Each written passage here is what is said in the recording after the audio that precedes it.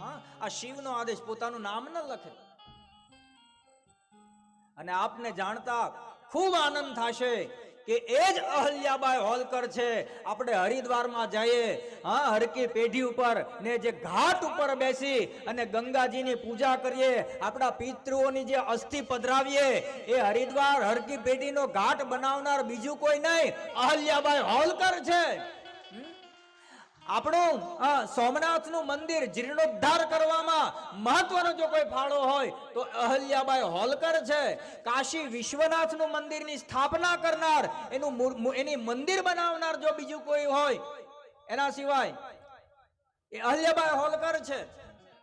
અને બીજી વાત કે જે સમયમાં તીર્થયાત્રા કરવા માટે અહલ્યાબાઈ હોલકર જ્યારે કાશીની અંદર ગયા ત્યારે જ્ઞાનવાપીમાં તપાસ કરી કે શિવલિંગ મળે, શિવલિંગ મળે. એક કાળમાં બધા મુગલોએ આપણું મંદિર તોડી નાખેલું, આપણું મૂર્તિને ખંડિત કરી નાખેલી.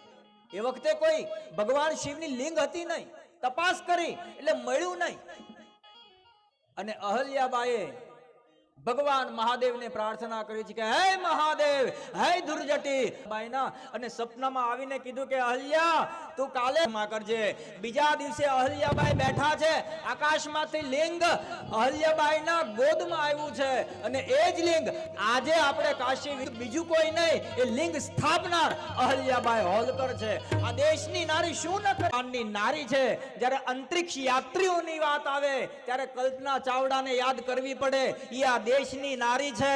અને આજ હિન્દુસ્તાનના આજની સદીમાં આ વર્ષની જો વાત કરીએ તો આ હિન્દુસ્તાનના આવા રાષ્ટ્રની ગાદી સંભાળનાર દ્રૌપદી મુર્મુ એ બીજું કોઈ નહીં, આ હિન્દુસ્તાનની નારી છે. ये देश है वीर जवानों का, अलबेलों का, मस्तानों का. इस देश का यारो क्या कहना, ये देश है दुनिया का गहना.